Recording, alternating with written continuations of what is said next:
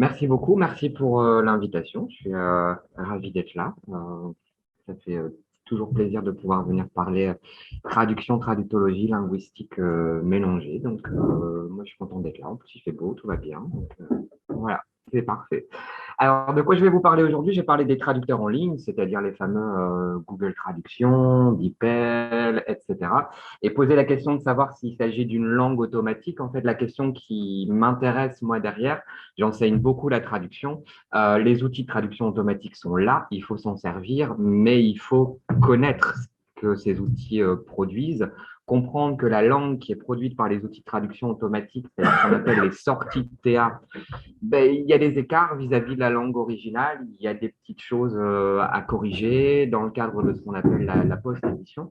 Et donc, comprendre les caractéristiques de la langue produite par les traducteurs en ligne, ça relève d'une bonne maîtrise de ces outils-là. C'est les sujets qui m'intéressent. Donc, ça veut dire qu'aujourd'hui, je vais parler à la fois de la maîtrise de ces outils, comment développer une bonne compétence pour utiliser les traducteurs en ligne en ayant bien conscience de ce qu'on fait, et en même temps discuter de l'analyse donc des sorties de traduction automatique, une analyse linguistique pour montrer en quoi comprendre les caractéristiques de cette langue, ça participe de l'outil. Mon point de départ, il ne va pas être très surprenant. Un, deux, pointeur, ça marchait tout à l'heure. Voilà. Mon point de départ ne va pas être très surprenant. La traduction automatique est partout. D'accord? Elle est partout déjà au niveau du marché de la traduction. C'est-à-dire ceux qui pensent que l'arrivée de la traduction automatique fait disparaître le métier de traducteur. On entend ça depuis les années 1960. Ce n'est pas le cas. C'est un outil d'aide à la traduction. Et on voit depuis l'arrivée de la traduction automatique neuronale que les outils de traduction automatique, que ce soit des moteurs de traduction génériques comme DeepL ou Google Translate ou des moteurs spécialisés qui sont développés par des entreprises, on voit que ces outils-là trouvent leur place chez les professionnels. La dernière étude, celle de 2022 de l'année dernière, montre que chez 70% des indépendants, on utilise la traduction automatique. Et ça représente désormais entre un quart et un cinquième des projets de traduction. Donc, ça ne veut pas forcément dire que c'est uniquement des projets de post-édition, mais ça veut dire que dans tous les cas, la traduction automatique a été intégrée dans la boîte à outils des traducteurs et des traductrices professionnelles. Donc, la traduction automatique est très présente sur le marché. On considère en règle générale que le tournant, c'est un peu l'année 2018. C'est la première fois où en Europe, on a dépassé les 50% donc ce qu'on appelle les LSP, Language Service Providers, qui avaient recours à la traduction automatique. C'est évidemment lié avec l'arrivée de la traduction automatique neuronale, qui est datée à peu près de 2016. Donc les choses se sont fait assez vite. Et comme je le disais en préambule, ça ne signifie pas que le marché s'arrête, le marché continue de croître. Voilà, les chiffres le montrent très clairement. Ça veut dire que ça a donné lieu à des nouveaux processus de traduction, à aussi un nouveau modèle économique, parce qu'il a fallu intégrer la post-édition dans les flux, dans les projets de traduction. Alors, il y a un doute sur le fait de savoir si c'est une technologie qu'on peut qualifier de disruptive ou pas. Certains disent que oui, d'autres disent, comme Dorothy Cani, disent que non. On est plutôt dans une évolution qu'une révolution, puisque la traduction automatique était déjà là. Elle existe depuis les années 60. À partir du début des années 2000, avec les modèles statistiques, ça commençait quand même à s'améliorer. Donc, on ne serait pas véritablement dans une véritable rupture, mais plus dans une évolution. Ce qui est certain, c'est que les choses changent. Voilà, la traduction automatique est partout et les professionnels qui intègrent le marché ont besoin de connaître cette technologie et aussi de la maîtriser. Et la maîtriser, ça veut dire déjà savoir s'en servir. Ça, c'est pas très, très compliqué. Plus compliqué, être capable de faire de la post-édition, c'est-à-dire d'amener les sorties de TA à une qualité de traduction optimale, mais aussi, et ça c'est vraiment le cœur du problème pour les professionnels, c'est le lien entre cette technologie et la gestion de projet. Quand est-ce qu'en tant que professionnel, je peux accepter ou refuser un projet de MTPE, c'est-à-dire de post-édition?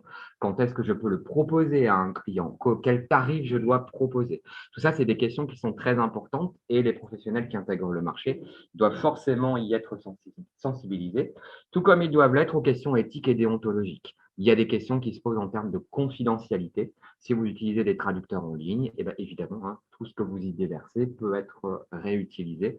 Donc, il faut le savoir. Donc, la traduction automatique est très présente sur le marché avec des enjeux décidément importants. Un phénomène compliqué à gérer et une pression sur les prix. Ça a tendance à tirer les prix vers le bas. Donc, ça, c'est une réalité.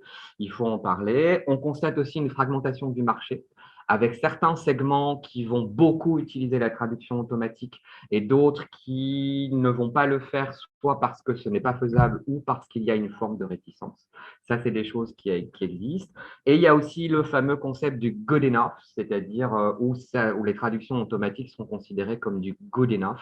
C'est-à-dire que ce pas des traductions optimales, mais bon, en gros, elles vont convenir à certains clients. Donc, il y a des enjeux qui sont importants. Tout ne se fait pas de façon idyllique, hein. Forcément, c'est un grand bouleversement. Il y a la pression sur les prix qui pose problème. Il y a certains professionnels qui peuvent être un petit peu réticents, parfois parce qu'ils n'y ont pas été formés ou parfois par aussi positionnement. Voilà, moi, ce n'est pas mon métier. Mon métier, c'est de traduire, ce n'est pas de faire de la post-édition. Donc, il y a des enjeux importants. Mais ce qui est certain, c'est qu'on ne peut pas nier que la traduction automatique a trouvé sa place sur le marché de la traduction. La traduction automatique est aussi très présente dans le monde de l'éducation, très clairement. Là, je vous ai mis quelques dernières études. Toutes les études le montrent. Les étudiants sont de très grands consommateurs de traducteurs en ligne. C'est-à-dire que quand on mène des enquêtes, les étudiants, quelle que soit leur discipline, utilisent la traduction automatique. La question qui va se poser, c'est comment ils l'utilisent et avec quelle efficacité. Ça, on va en discuter après, mais le point de départ est évident. Vous voyez, à chaque fois, on a des chiffres qui vont de 80 à 100%. Voilà, les traducteurs automatiques font partie de la boîte à outils des étudiants d'aujourd'hui. Ça n'a absolument rien de nouveau, hein. Les traducteurs en ligne accessibles depuis Internet, ça existe depuis le début des années 2000. Certains se souviendront peut-être de Babelfish ou de ce genre de choses. Ça existait déjà, décidément. Donc, ça n'a absolument rien de nouveau. On a des études sur le sujet qui datent des années déjà 1990. Hein, donc, il y a des choses qui existent. Si la question vous intéresse, il y a un article très récent qui est sorti qui dresse tout un historique justement sur l'utilisation de la traduction automatique dans l'enseignement des langues. C'est Jolet et Maimon 2022, très intéressant, qui retrace tout cet historique. Donc, ça n'a rien de nouveau. Par contre, ce qui a clairement changé la donne, moi, je l'ai vu en direct avec mes étudiants, c'est l'arrivée de la traduction automatique neuronale en 2016. Très clairement, ça a changé la donne parce que les outils sont devenus très facilement, encore plus facilement qu'avant, accessibles par le biais de sites Internet, par le biais d'applications, avec des résultats bien meilleurs, mais en parallèle, évidemment, des erreurs qui deviennent plus difficiles à repérer. Donc, ça n'a rien de nouveau, mais clairement, l'arrivée de la traduction automatique neuronale a changé la donne. Et ce qu'on constate aujourd'hui, c'est que les étudiants se servent beaucoup de ces outils-là, les traducteurs en ligne, pour accomplir tout un tas de tâches linguistiques, certaines surprenantes. Ils s'en servent évidemment comme outil de traduction, mais aussi comme outil d'aide à la rédaction, d'aide à la correction, et ça peut paraître surprenant, mais c'est le cas, d'outils d'aide à la prononciation. On va en gros jouer la traduction automatique pour l'écouter. C'est un enjeu important parce que avec cette utilisation, les traducteurs en ligne deviennent un outil d'apprentissage des langues. Des études le montrent très bien. Les étudiants retiennent ce qui, pour le meilleur et pour le pire parfois, retiennent ce qui est produit par les outils de traduction automatique. Et donc, c'est un outil d'apprentissage des langues. Donc ça, c'est important à savoir. L'enjeu est important parce qu'en règle générale, même si c'est vraiment en train de changer, il n'y a pas forcément toujours une formation spécifique à ces outils-là, que ce soit du côté des étudiants ou que ce soit du côté des enseignants. Et on assiste à ce qu'on peut appeler une pratique buissonnière. Moi, ce que j'ai appelé un éléphant dans la salle de cours, c'est-à-dire que pendant très longtemps, on se rendait compte qu'on savait que les étudiants utilisaient les traducteurs en ligne, les étudiants savaient qu'on savait qu'ils utilisaient les traducteurs en ligne, mais on n'en parlait pas. D'accord? Donc, il y avait une sorte d'éléphant dans la salle de cours. Ça posait un petit problème parce qu'il y avait un décalage entre l'utilisation des études que faisaient les étudiants et ce qui se passait en cours, puisque les études que j'ai montrées précédemment, certaines comme Eric O'Neill le montrent très bien, même quand vous avez une politique d'établissement qui interdit l'utilisation des traducteurs en ligne pour les travaux à la maison, les étudiants s'en servent quand même. Donc, ça ne sert à rien de lutter contre. Un autre enjeu important, c'est qu'on assiste à une surestimation du côté des étudiants de leur capacité à utiliser ces outils. Parce que techniquement, évidemment, c'est facile, c'est du copier-coller, pas de problème. Mais être capable d'analyser les sorties de TA et de comprendre s'il y a une nécessité de correction ou pas, ça, c'est une compétence qui est compliquée et qui est difficile à acquérir, alors que les étudiants pensent être capables de le faire. Je vais vous en parler dans quelques instants avec l'étude qu'on a menée à l'Université de Lille. Parmi les enjeux, il y a aussi des questions éthiques et déontologiques. À partir de quel moment utiliser la traduction automatique peut être considéré comme du plagiat? C'est-à-dire, si je dois rédiger un essai en anglais, que je trouve un texte en français, que je le passe dans un moteur de traduction automatique et que je le réutilise tel quel, à partir de quel moment c'est du plagiat? Donc, il y a toutes ces questions-là, tous ces enjeux qui sont importants. D'autant que, alors que ce soit les étudiants, puisque je vous rappelle mon point de départ, la traduction automatique est partout, que ce soit les étudiants ou les professionnels, on assiste à une vision parfois biaisée de ce que représente cette technologie. Vraiment avec, alors c'est dans l'air du temps, hein, d'avoir une polarisation comme ça des avis sur des sujets, avec les pros et les anti. Alors du côté des anti, c'est une technologie qui est inutile, hein. Il faut pas en parler. C'est forcément les mauvais traducteurs qui utilisent ça. De toute façon, il y a toujours des erreurs énormes qui sont faites. Regardez tous les ratés que vous trouvez sur Internet et qui font rire tout le monde et qui pensent que la technologie n'est pas utilisable. Et de l'autre côté, vous avez ceux qui pensent que ça y est, on est arrivé, on a atteint la parité humaine, on n'a plus besoin de traducteurs, de traductrices que produisent les traducteurs en ligne. Ben, c'est parfait. Il y a une obsolescence programmée des professionnels. Donc, on peut avoir cette vision biaisée qu'on va retrouver chez certains professionnels, qu'on pourra retrouver aussi chez les étudiants. La réalité est évidemment beaucoup plus nuancée. Tout ceci marche aussi avec ChatGPT. C'est-à-dire, moi, tous les débats que je vois passer là depuis le début de l'année sur ChatGPT, ça me rappelle très furieusement tous les débats qu'il y a eu autour de la traduction automatique. Ça ressemble très, très fort. La réalité est beaucoup plus complexe que ça. Elle est beaucoup plus complexe que ça, et notamment chez les étudiants, on voit que leur utilisation pose problème. C'est-à-dire qu'ils ne l'utilisent pas de façon optimale. Ils confondent ces outils-là avec d'autres outils comme les dictionnaires en ligne ou les portails de corpus, comme par exemple Sketch Engine, en tapant des mots, par exemple, plutôt que des phrases. Donc, leur utilisation n'est pas optimale et il y a une confusion avec d'autres outils en ligne, et ils ont de grosses difficultés à analyser ce qui est produit par la traduction automatique, c'est-à-dire à évaluer finalement la pertinence de ce qui est proposé. Qu'est-ce qu'on conserve? Qu'est-ce qu'on change? Et pour travailler sur cette question-là, on a mené toute une série d'expérimentations à l'Université de Lille au sein du département langues étrangères appliquées. On a commencé au printemps 2020, la date n'est évidemment pas anodine, où on a voulu s'intéresser à quelle est l'utilisation réelle de nos étudiants de la traduction automatique et qu'est-ce qu'ils sont capables de faire avec et qu'est-ce qu'ils ne sont pas capables de faire avec. Donc, c'est vraiment la question qu'on a voulu se poser. L'élément déclencheur, ça a été la pandémie, évidemment, de Covid-19, parce que tout à coup, on nous a demandé d'organiser un examen de traduction en ligne. Évidemment, on savait que les étudiants allaient utiliser la traduction automatique, que certains ne le feraient peut-être pas, que d'autres le feraient, que ça les placerait sur un pied d'inégalité. Donc, on s'est dit tout simplement, ce qu'on va faire, c'est qu'on va leur donner une traduction automatique déjà faite, un texte source en anglais, une traduction automatique, et on va leur demander de repérer les erreurs. On est en pleine pandémie, ça va être un petit exercice sympa, un examen sympathique, tout le monde va bien réussir, et puis ça va faire du bien à tout le monde. La réalité, vous allez voir, a été tout autre et ça a été une grosse surprise pour nous. Et ça a déclenché justement une réaction de notre part de nous dire, en tant que formateur, là, il faut qu'on forme nos étudiants à utiliser ces outils parce que visiblement, ils ne savent pas. Donc, ça a été le début pour nous de toute une série d'expériences qui est encore en cours.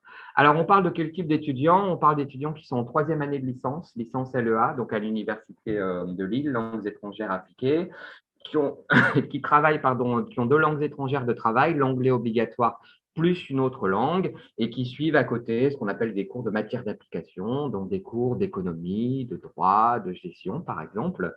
Ils ont des cours de traduction qui commencent au semestre 2 chez nous jusqu'au semestre 6. On traduit, alors pas du tout des textes littéraires, des textes journalistiques et aussi des textes qu'on appelle pragmatiques, c'est-à-dire des brochures touristiques, des infographies, des extraits de sites internet qui portent sur le tourisme, etc.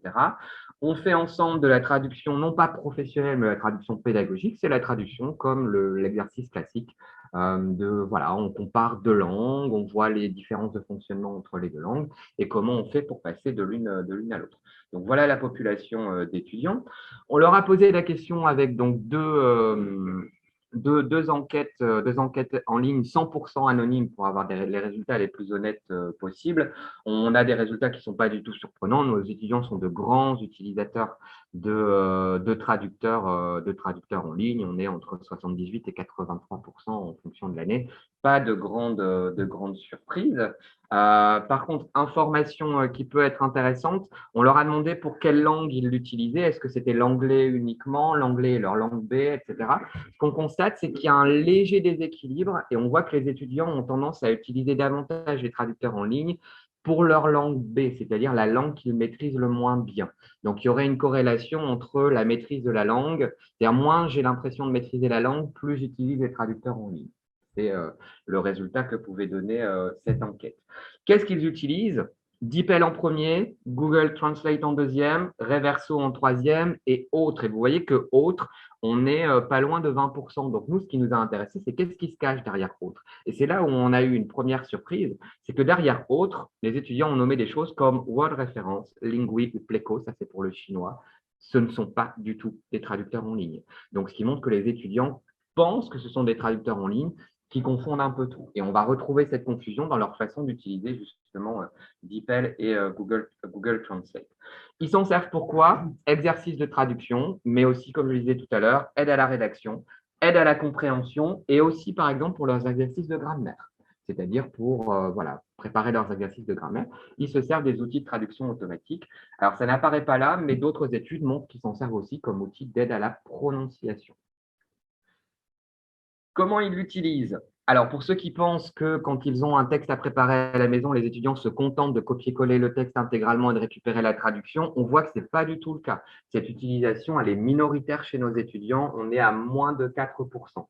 Ce que font les étudiants le plus, c'est qu'ils tapent des mots, des bouts de phrases, voilà, pour récupérer des traductions qu'ils vont ensuite intégrer dans leur traduction, qui n'est pas forcément la façon la plus optimale de l'utiliser. C'est-à-dire taper des mots, on va avoir tous les problèmes d'ambiguïté hors contexte. Des bouts de phrases, même chose. À partir de phrases, on va commencer à avoir des résultats plus intéressants. Donc ça, c'était aussi un indicateur qui montrait qu'il y avait quelque chose à faire avec les étudiants sur cette question. Et quand on leur demande, est-ce que vous avez l'impression d'être capable de repérer les erreurs de la traduction automatique? Alors, en grande majorité, on est sur du plutôt oui ou sans aucun problème. Pareil, là, vous avez les résultats pour 2020 et 2021. On a très peu d'étudiants qui disent plutôt non et pas du tout. Donc, les étudiants ont l'impression d'être capables d'analyser ce qu'ils voient, sauf que ce qu'on va voir ensemble, c'est que ça n'est pas du tout le cas. Et comment on s'en est rendu compte? On leur a donné effectivement, donc ça a été notre étude pilote, un texte journalistique classique en anglais, traduit automatiquement avec DeepL en français. On n'a rien touché du tout. Et on leur a soumis les deux textes côte à côte, texte source, texte cible. Et la consigne était très simple, c'est corriger les erreurs de fidélité et de fluidité sans justifier, corriger tout ce qui vous semble devoir être corrigé dans le texte. Nous, de notre côté, on avait repéré 20 erreurs qui nous paraissaient importantes. Des erreurs de sens, des erreurs de grammaire, ça devient de moins en moins le cas, mais ça existe encore. Des erreurs de fluidité, de choses qui ne se diraient absolument pas en français. On avait repéré 20 erreurs incontournables et on s'est dit, voilà, ce n'est pas très compliqué, un exercice très simple. Donc, ça ressemblait à ceci. Avec, donc là, les soulignements n'existaient pas pour les étudiants. Là, c'est moi qui souligne pour vous. On avait des erreurs de sens, comme par exemple, was barely aligned by Paris standards, traduit par était à peine plus long que celle de Paris. Ça n'a absolument rien à voir. Des problèmes de gestion d'ambiguïté lexicale, the back qui est the back of the shop, qui est traduit par le dos. donc qui est voilà, un problème à gérer. Line, qui est traduit par ligne plutôt que file d'attente. Des choses qu'on ne dirait pas du tout en français, qui sont calquées sur l'anglais. On ne peut pas dicter une langue dans son smartphone. Donc, ça, c'était un problème de fluidité. Il y avait aussi des problèmes de grammaire, un après que suivi du subjonctif, le fameux, des petits problèmes de ponctuation que les traducteurs en ligne, en règle générale, gèrent très mal. Voilà, donc toute une série, 20 erreurs diverses et variées, et l'objectif était que les étudiants corrigent les 20 erreurs. Et en fait, sur les 20 erreurs, on s'est rendu compte que uniquement un peu plus de 5 erreurs avaient été bien repérées et bien corrigées par les étudiants, ce qui est très peu. Et surtout, plus de 12 erreurs sur les 20 n'ont pas du tout été repérées en moyenne par les étudiants. Du tout. Ils ont laissé passer en pensant que ça ne posait absolument aucun problème. En rentrant dans le détail, on s'est rendu compte que les étudiants géraient mieux les problèmes de fidélité. C'est-à-dire quand il y avait un problème de sens, les étudiants le voient et les étudiants le corrigent. Par exemple, l'histoire de Was Barely Aligned by Paris Standards, 133 des 169 étudiants ont apporté une correction, ont bien vu qu'il y avait un problème de sens. Par contre, sur des choses comme dicter le mandarin, qui est pourtant quelque chose que les étudiants ne produiraient pas spontanément, personne ne dit je dictais de l'anglais dans mon téléphone. Bah non, je dictais quelque chose en anglais. Sauf que uniquement 36 étudiants sur les 169 ont apporté une correction. Et les autres ont laissé passer quelque chose qu'ils n'auraient pas produit d'eux-mêmes. Donc, notre conclusion a été qu'on avait affaire à ce qu'on appelle, ça veut pas aujourd'hui, qu'on appelle un priming effect, c'est-à-dire que l'étudiant est vraiment influencé par ce qu'il voit apparaître à l'écran et laisse passer des choses qu'il ne produirait pas lui-même. Donc, l'idée est d'essayer de développer ce regard critique, puisqu'on voit que dès qu'il y a un problème de sens, ça va. Quand on est sur un problème de fluidité, ça va moins bien. Alors, pour essayer d'améliorer un petit peu les choses, puisqu'on s'est rendu compte que l'exercice était finalement très difficile pour les étudiants, plutôt que de donner des textes, on a segmenté au niveau de la phrase. On a travaillé dans les deux sens, de l'anglais vers le français, du français vers l'anglais. Donc là, vous avez un exemple de phrase donc, où on passe du français vers l'anglais. Toujours pas de soulignement pour les étudiants. Là, le soulignement est pour vous. L'objectif était voilà, de voir les corrections. Et ça a déjà donné de meilleurs résultats. C'est-à-dire que, alors meilleur, légèrement meilleur, on était plus du côté de 6 erreurs bien identifiées et bien corrigées, mais l'exercice restait toujours difficile pour les étudiants. Ce qui a clairement amélioré les choses, donc la séparation en phrases permet une amélioration sensible, mais ce n'est pas non plus extraordinaire.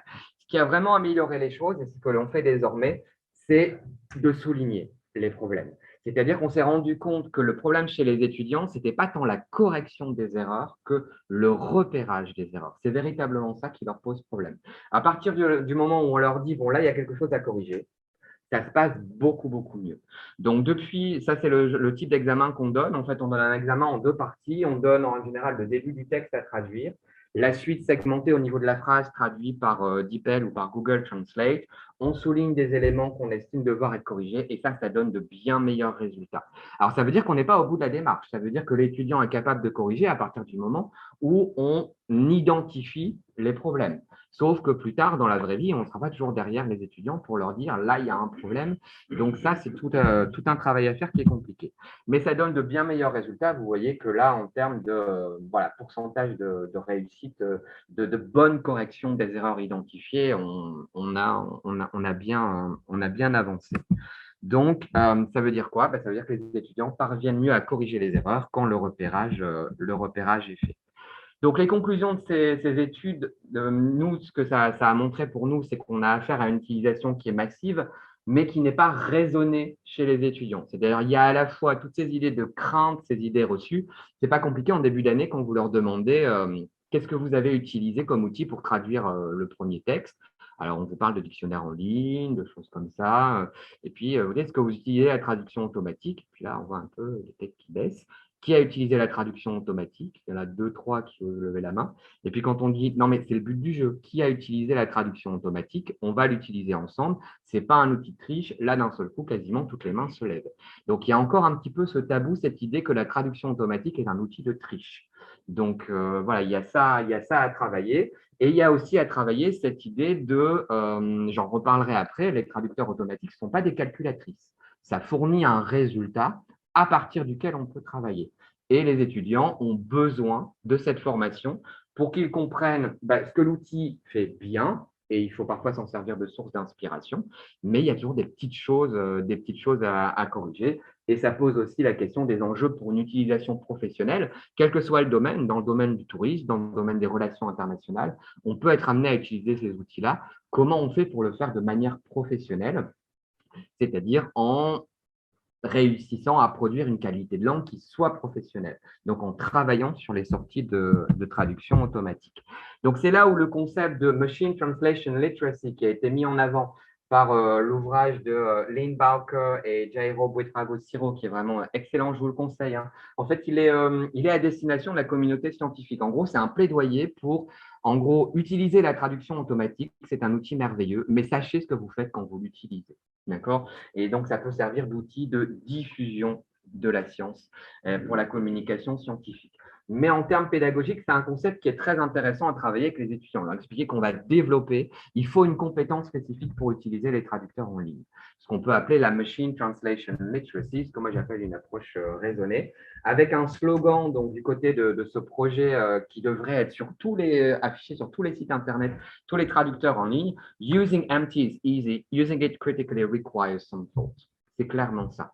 C'est pas facile d'utiliser les traducteurs automatiques alors techniquement c'est facile, mais derrière comprendre qu'est-ce que je peux faire avec les sorties de TA, c'est beaucoup plus difficile.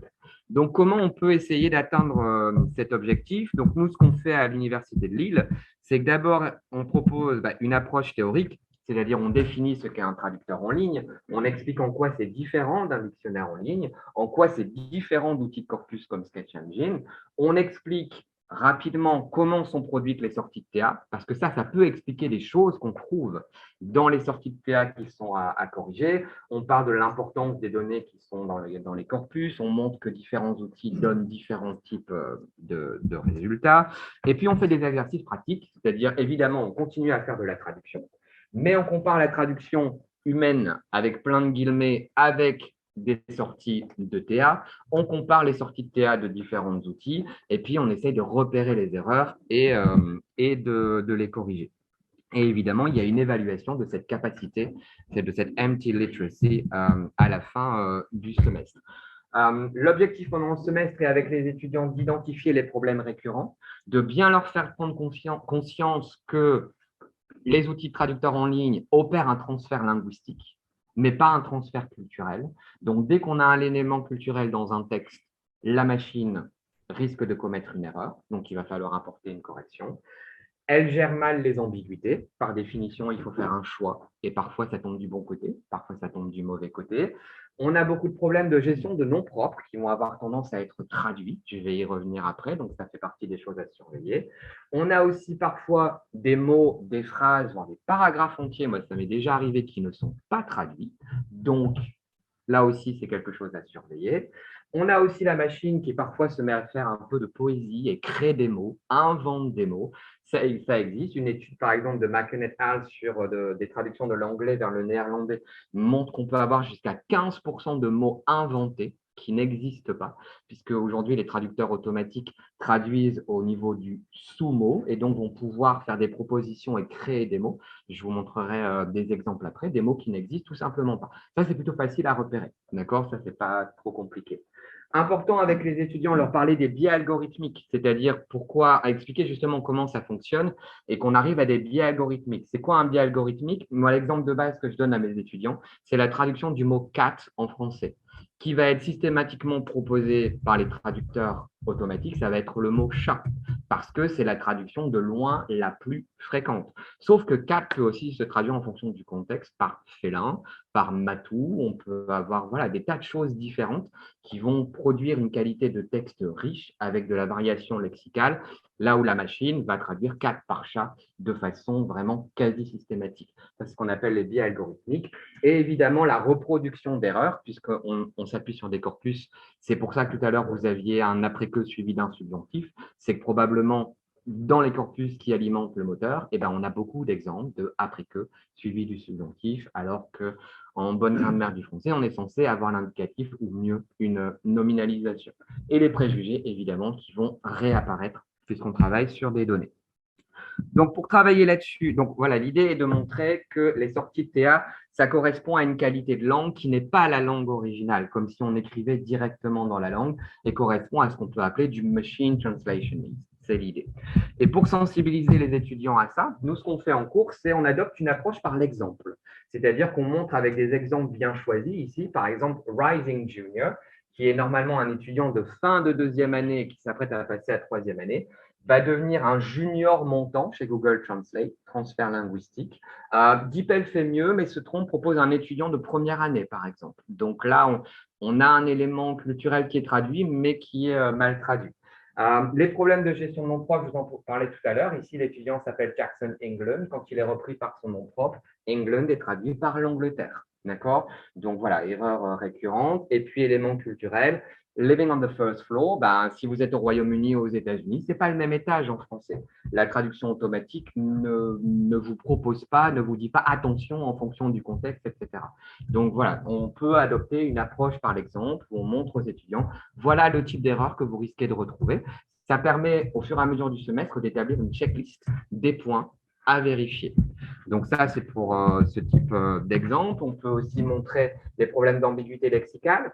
Gaps qui va être traduit par lacune, là où dans le contexte, on va attendre plutôt, on va parler de rupture de stock, on va dire qu'il y a un manque de produits, éventuellement qu'il y a un trou dans le rayon, mais certainement pas une lacune.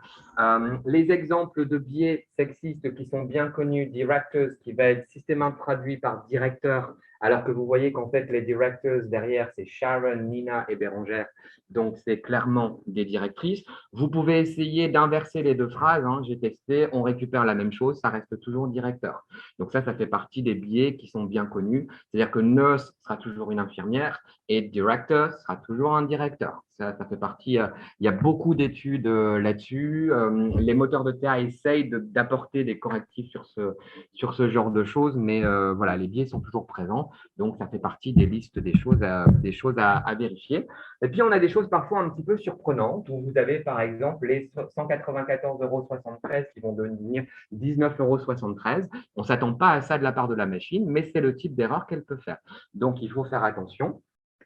Ou avoir des phrases qui n'ont rien à voir. On parle d'hallucination dans ces cas-là, c'est-à-dire que la traduction automatique qui est proposée n'a absolument rien à voir avec le texte de départ. Là, vous avez donc la phrase originale en allemand, la traduction qui est attendue et la traduction qui est proposée. Voilà, il y a une sorte d'erreur de la machine. C'est des choses qui arrivent ou des hallucinations encore plus importantes avec des textes liturgiques qui apparaissent. Voilà. Ça fait partie des erreurs de la machine, c'est des choses qui arrivent, ça s'appelle des hallucinations. C'est connu, ça existe, il faut juste le savoir et pas s'en étonner. C'est des choses qui se produisent. On travaille aussi avec les étudiants sur des erreurs récurrentes selon notre paire de langues, de l'anglais et le français. On sait qu'il y a des problèmes de traduction de pronoms, du pronom it. Par exemple, ici, quand il reprend l'entreprise Haribo, évidemment, ça a été traduit par il, ça fonctionne moins bien en français. On va plutôt avoir tendance à reprendre par un nom, l'entreprise, ou alors on va mettre l'entreprise Haribo et on va mettre elle, ou le groupe Haribo et on va mettre il. Voilà, petite chose à corriger. Les problèmes de traduction du present perfect, c'est un problème récurrent avec les outils de traduction automatique. I've been a teacher, qui est traduit par un passé composé là où on attend un présent, ou les problèmes de composition nominale, où par définition, il y a beaucoup d'implicites. Donc, il faut faire un choix. Et ici, par exemple, le choix de la machine n'est pas le bon. Il ne s'agit pas de conserver les paramètres par défaut de leur navigateur. Le texte parlait au contraire de conserver le navigateur choisi par défaut. D'accord? Donc, une mauvaise analyse. Donc, on sait que dès qu'il y a un gros composé, il faut faire attention et vérifier la traduction. C'est encore plus vrai, évidemment, en langue de spécialité. Hein. Ces problèmes-là sont bien connus et sont récurrents. L'approche par l'exemple, ça peut aussi consister, comme je vous disais, en des comparaisons entre ce que peuvent proposer les différents traducteurs automatiques. L'idée étant d'observer pas uniquement les problèmes, hein, les solutions intéressantes et faire une checklist des problèmes récurrents. C'est le genre de choses qu'on peut faire. Donc, voilà ce qu'on fait en cours. Si jamais l'approche complète vous intéresse, c'est-à-dire comment on travaille avec les étudiants de troisième année, puisqu'on a vraiment transformé le cours de traduction en un cours de sensibilisation aux outils de traduction automatique. Donc, en fin de parcours pour les étudiants, vous pouvez retrouver notre article, on m'excuserait pour le placement de produits, il est en accès libre sur le web, sur le site de la revue. Donc ça, c'était pour des étudiants qui ne se destinent pas forcément à la traduction professionnelle. Des étudiants tout venant. Là, je vous ai parlé d'étudiants en langue, mais on pourrait l'appliquer aussi à des étudiants d'autres disciplines. Du côté des formations à la traduction professionnelle, il y a des enjeux qui sont similaires et il y a des enjeux qui sont différents. Alors, ça fait bien longtemps que les formations professionnelles au métier de la traduction ont intégré la traduction automatique dans leur référentiel de compétences. Depuis la fin des années 2000, c'est clairement présent. Dans le référentiel compétences du réseau que vous connaissez peut-être de la Commission européenne, European Masters in Translation, qui regroupe à l'heure actuelle à peu près 70 formations au métier de la traduction en Europe, la traduction automatique occupe une place de choix. C'est-à-dire qu'on considère qu'un étudiant, une étudiante qui est diplômé d'une formation universitaire doit être capable de post-éditer un produit de traduction automatique, doit pouvoir gérer des projets de traduction automatique, comprendre comment ça fonctionne et comment intégrer la traduction automatique comme un outil dans le flux de traduction. Et ça date pas d'hier. Les formations à la traduction professionnelle ont mis en place ces formations depuis très longtemps, avec évidemment des considérations techniques, comprendre la technologie, connaître ses limites. Donc là, il y a des points communs avec ce qu'on vient de dire. Une formation à la post-édition, mais aussi à la pré-édition, comment préparer les textes pour qu'ils passent bien en traduction automatique. Ça, c'est quelque chose d'important. Et surtout pour les professionnels, les considérations en lien avec la gestion de projet. Quand est-ce que j'accepte un projet de MTPE? Quand est-ce que je le refuse? Quand est-ce que je le propose au client? Quand est-ce que je dis au client, là non, on ne peut pas partir sur un projet en MTPE, on va partir plutôt sur de la traduction. Quel tarif je propose? Quel tarif je refuse? Combien de temps va prendre un projet? La productivité n'est pas la même. Tout ça, c'est des enjeux qui sont importants pour les professionnels et évidemment les considérations éthiques et déontologiques. On ne fait pas un projet en MTPE sans le dire au client. On le dit évidemment aux clients, on explique, les tarifs ne sont pas les mêmes. Donc, l'enjeu dans les formations de traduction professionnelle, ça va toujours être de placer le professionnel au centre. C'est ce qu'on appelle le fameux human in the loop, c'est-à-dire la traduction automatique. Il faut être au centre, s'en servir comme un outil, savoir quand c'est pertinent de l'utiliser, quand c'est pas pertinent de ne pas l'utiliser, comment on l'utilise, quel moteur. Est-ce qu'un générique suffit? Est-ce qu'il faut un spécialisé? Est-ce qu'il faut de la préédition? Est-ce qu'il n'en faut pas? Les expériences ont été très, très, très nombreuses. Là, je vous ai mis quelques exemples, mais vraiment, il y en a plein. Il y a plein d'expériences qui ont été menées auprès des futurs professionnels, mais aussi parfois de professionnels en activité où on compare ce qu'ils produisent en traduction et en MTPE, où on évalue leur capacité à repérer et à corriger les erreurs de la machine.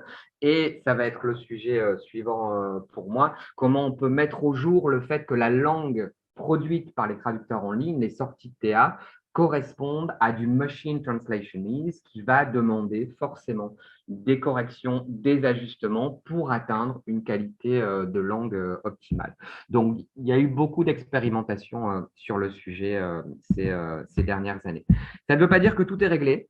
Il y a des questions qui se posent encore, c'est-à-dire est-ce qu'on forme les étudiants à la traduction automatique avec des cours sur la traduction automatique ou est-ce qu'on les forme à la traduction automatique au moment où on leur apprend à traduire dans les cours de traduction? Tout le monde n'est pas forcément d'accord sur le sujet, comme tout le monde n'est pas forcément d'accord sur quand est-ce qu'on le fait. Est-ce qu'il faut attendre que les étudiants aient bien développé des compétences en traduction spécialisée pour introduire la traduction automatique? Ou est-ce que dès le premier jour, on met la traduction automatique sur la table comme outil d'aide à la traduction? Il y a des désaccords entre les collègues sur ce sujet-là. Par contre, tout le monde est d'accord pour dire une chose, on ne peut être bon en post-édition que si on est bon en traduction. Il y a forcément un lien entre les deux. Qu'est-ce qu'on fait pour les évaluations? Est-ce qu'on autorise la traduction automatique ou pas? Tout le monde n'est pas d'accord sur ce sujet-là. Est-ce qu'on va plus loin dans la compréhension du fonctionnement des outils de traduction automatique en introduisant des cours de TAL ou pas? Tout le monde n'est pas d'accord sur le sujet et se pose la fameuse question de savoir est-ce que la TA, c'est du plagiat? Vous avez différentes attitudes en fonction des universités. Il y a des universités où on va interdire la traduction automatique pour les examens. Il y en a d'autres pour lesquels on va l'autoriser, voire même parfois l'imposer et proposer un projet en une TPE. Donc, tout n'est pas réglé, mais ce qui est certain, c'est que la traduction automatique a trouvé sa place dans les formations professionnelles depuis bien longtemps. Il peut y avoir une forme de résistance, alors chez les formateurs, mais aussi chez les étudiants. On peut avoir des étudiants qui arrivent en formation de traduction professionnelle et qui ne veulent pas entendre parler de traduction automatique parce que ce n'est pas comme ça qu'ils veulent exercer le métier. Moi, j'ai parfois des étudiants comme ça qui sont un peu réticents et qui ne veulent pas utiliser la traduction automatique. Donc ça, il faut aussi le savoir et travailler dessus. J'ai une question sur l'affirmation, là, tout bon post-éditeur doit d'abord être un bon traducteur. Oui. C'est quelque chose que tu prends en charge, enfin, c'est une question ou Non, ce n'est pas une question. C'est-à-dire, il y a des désaccords sur quand est-ce qu'on parle de traduction automatique avec les étudiants, mais tout le monde est d'accord pour dire que si on veut être capable de bien post-éditer ce que propose la machine, si on n'a pas de bonnes compétences en traduction, ça ne fonctionne pas, en fait. Je suis pas sûr d'être d'accord avec ça parce qu'on a quand même beaucoup d'outils aujourd'hui pour évaluer si une traduction est naturelle ou pas. Ouais. En faisant d'autres types de recherches, en recherchant si vraiment on a utilisé une bonne colocation qui existe, en recherchant sur le web, sur ça. Il y a beaucoup Mais ça, c'est un réflexe de traducteur, de faire des recherches de colocation. Mais ça ne veut pas dire qu'on aurait été capable de produire la colocation. Je ne sais pas ce que ça veut dire être un bon traducteur, parce que finalement, peut-être que ça veut dire être un bon post-éditeur et ça tourne en boucle. Ben, l'idée, c'est que si on veut être capable de post-éditer ce que propose la machine, on doit avoir des compétences en traduction. Des compétences à la fois linguistiques, mais aussi des compétences, comme vous disiez, de recherche. C'est-à-dire s'apercevoir que ce que propose la machine n'est peut-être pas la meilleure colocation possible et aller chercher le bon outil, par exemple des outils de corpus ou un dictionnaire pour vérifier la colocation. C'est ça qui se cache derrière, en fait. L'idée, c'est est-ce que les compétences, est-ce qu'on peut développer en même temps les compétences de post-édition et de traduction, ou est-ce que les compétences de traduction sont un préalable aux compétences de post-édition? Et dans le milieu, le consensus est plutôt que pour être bon en post-édition, il faut à la base déjà être bon en traduction, c'est-à-dire avoir les réflexes de traducteur, à la fois en termes de ce qu'on produit linguistiquement, mais aussi en termes de recherche d'informations. C'est ça qui se cache derrière. Oui. Je me demande si, malgré tout, la traduction automatique permet. Tout dépend si on parle du thème ou de la version. Il est possible que, en fait, de la version, c'est surtout la question de la compétence dans la langue maternelle plutôt que de la traduction elle-même. Il me semble que la traduction automatique permet, malgré tout, d'avoir des compétences bien plus sommaires que celles d'un traducteur, un traducteur dans la langue de tout. Ces compétences sommaires sommaires ou un peu plus, mais disons scolaires dans la langue suisse et une bonne compétence dans la langue maternelle, ça peut suffire Oui, les professionnels ne seraient pas d'accord avec vous, hein. Ça, c'est certain. Voilà, il me semble. Ouais, il y a quand même l'histoire de l'interférence de la langue source qui est là. Par exemple, l'exemple de tout à l'heure qui nous a frappé, l'histoire de dicter le mandarin. Il n'y a pas un étudiant qui, spontanément francophone, produirait dicter le mandarin. Et moi, je ne suis pas si sûre que ça. Parce que dans les étudiants tout à fait francophones, moi, je ne travaille pas dans la traduction. Les étudiants francophones, ils produisent des choses, c'est pourtant leur langue maternelle. On n'a pas quelque chose des choses. Ils produisent, voilà, des phrases dans le sujet, sujet d'un complément. C'est le problème de la compétence. On est d'accord, nous c'est pour ça, alors j'ai pas eu le temps d'en parler, mais dans les exercices qu'on fait avec les étudiants justement pour développer leur capacité à repérer les erreurs, on fait des exercices en langue cible, donc en français, justement sur les phénomènes de colocation, où on les amène à trouver le mot juste, le mot le plus précis pour les phénomènes de colocation, pour qu'ils puissent se rendre compte que ce que propose la machine peut être affiné, peut être amélioré. Mais il y aura une battle tout à l'heure, vous verrez, étudiants contre traduction automatique, vous verrez qui gagne.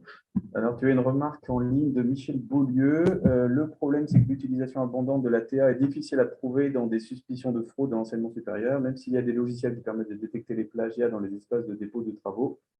La machine arrive à réaliser des phrases presque parfaites et il faut avoir l'œil. Mais il faut aussi savoir si la phrase qu'on retrouve sur une copie est le fruit d'une TA avec des résultats fixes ou des résultats issus d'une suggestion d'une TA ou d'un RNG, Random Number Generator. Je crois que ce n'était pas une question, c'est normal. D'accord. Voilà. Alors, on est d'accord sur le fait que c'est très difficile de repérer l'utilisation de la traduction automatique. La question, c'est le faut-il? Voilà, le faut-il? C'est-à-dire, est-ce que c'est le même débat qui a lieu actuellement sur ChatGPT? Est-ce qu'il faut forcément repérer ou est-ce qu'il faut plutôt adapter ce que l'on demande aux étudiants? Je vous le dis plus, c'est pas moi qui vais répondre à la question, hein. Mais c'est une vraie question. Est-ce qu'il faut le repérer? Ça pose la question d'à partir de quel moment l'utilisation de ces outils-là correspond à de la triche. Et si on n'a pas les moyens, c'est-à-dire l'utilisation par exemple d'un dictionnaire ne sera jamais considérée comme de la triche. Donc la question, c'est qu'est-ce qu'on fait des traducteurs en ligne? Est-ce qu'on considère ça comme l'utilisation d'un dictionnaire finalement, ou est-ce qu'on considère que ça va plus loin et que c'est un outil de triche? Voilà, vaste débat. Je pense que ça pourrait intéresser ici les personnes qui travaillent dans le TAL, notamment avec le test de Turing, parce que Ouais. savoir un petit peu si cette traduction automatique peut se faire passer pour une traduction humaine, etc. ChatGPT a quand même changé la donne, au sens où tu peux aussi infléchir le style. Je ne sais pas, Iris, ce que tu en penses, parce que ça, en termes de TAL, c'est quand même intéressant de voir comment toujours cette optique de se faire passer, la machine qui peut se faire passer pour un humain. Oui.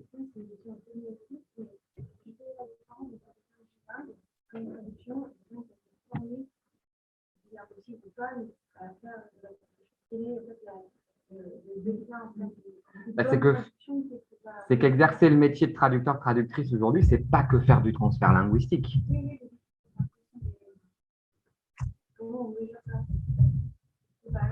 Comment on évalue une bonne traduction? Ah, une bonne traduction, dans le milieu professionnel, c'est pas compliqué, c'est celle qui satisfait le client. C'est ça que ça veut dire. Non, mais clairement. Et les clients sont aussi variés que. C'est les mêmes clients qui vont. Moi, je fais souvent l'analogie avec mes étudiants qui vont à la boulangerie. Il y en a qui veulent des pains très différents, il y en a qui veulent des baguettes très différentes. Les clients qui achètent de la traduction professionnelle aujourd'hui, ils veulent plus que du simple transfert linguistique. C'est-à-dire que souvent, ils ont des exigences particulières en termes de mots à utiliser, de mots à pas utiliser. Ils sont en train de traduire la nouvelle page de leur site internet et donc tout ce qui est traduit doit correspondre à ce qui a été fait par ailleurs. Il y a toutes les stratégies de référencement, etc. Donc, exercer dans la traduction aujourd'hui, c'est bien au-delà du simple transfert linguistique. C'est des projets à gérer et l'élément central, c'est avant tout, c'est la première phrase que je dis à mes étudiants qui arrivent en master de traduction, la traduction est avant tout un service commercial qu'on rend à un client. Les gens qui achètent de la traduction, ils ont des besoins spécifiques. C'est justement des gens pour qui DeepL et Google Translate ne fait pas le travail. Ils ont besoin de quelque chose de plus. Donc, ça demande des compétences particulières. Ça ne veut pas dire qu'on ne peut pas utiliser la traduction automatique, mais il faut par contre bien l'utiliser pour réussir à fournir ce que le client veut. Si le client il veut du good enough, là, dont on parlait tout à l'heure, ça peut être tout simplement une post-édition qu'on appelle légère, c'est-à-dire on va juste corriger les fautes de grammaire s'il y en a, couper les phrases longues, etc. La post-édition légère, en fait, en réalité, est très peu demandée. Souvent, les gens, ce qu'ils veulent, c'est une post-édition complète. Ils veulent un texte très, très bien écrit. Donc, au-delà de ce que la machine produit pour le moment, surtout en traduction spécialisée. Parce que DeepL, Google Translate, tout ça, c'est des moteurs génériques, hein. Alors, il y a des moteurs spécialisés qui existent sur le marché. Mais en termes de terminologie, il y a toujours des choses à corriger, il y a toujours des choses à apporter. On part à la découverte du Machine Translation Ease. Oh non, il y a encore une question? Oui. Vous parlez plus fort pour que les gens en ligne entendent.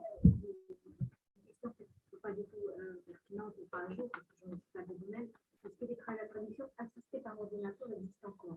Oui. Parce qu'il y avait quand même la différence entre la traduction automatique et donc c'est des traducteurs professionnels qui utilisaient plutôt des traducteurs assistés avec une mémoire de traduction. Donc c'était auto-apprentissage. Donc si on travaille dans les textes du domaine, forcément, la traduction était de mieux en mieux. Alors, c'est deux technologies différentes, mais qui aujourd'hui, dans les logiciels de TAO, peuvent être présentes en même temps. C'est-à-dire que la traduction assistée par ordinateur, ce sont des logiciels avec mémoire de traduction qui permettent de recycler des traductions qui ont déjà été faites. Donc, quand vous êtes en train de travailler sur un nouveau projet, si une des phrases que vous êtes en train de traduire se trouve déjà soit totalement, dans ce cas-là, on parle de match à 100%, ou partiellement, on parle de fuzzy matches, on est à du 70-80% et déjà en fait dans la mémoire de traduction, le logiciel va vous le proposer. Et ce qui se passe aujourd'hui, c'est que en l'absence de ça, on peut avoir une proposition avec un moteur de traduction automatique. Et donc, l'utilisateur fait quoi devant son logiciel? Eh bien, il fait son marché. Qu'est-ce qu'il prend dans la mémoire de traduction? Qu'est-ce qu'il prend dans la traduction automatique? Peut-être un peu des deux, peut-être un seul, et peut-être rien du tout.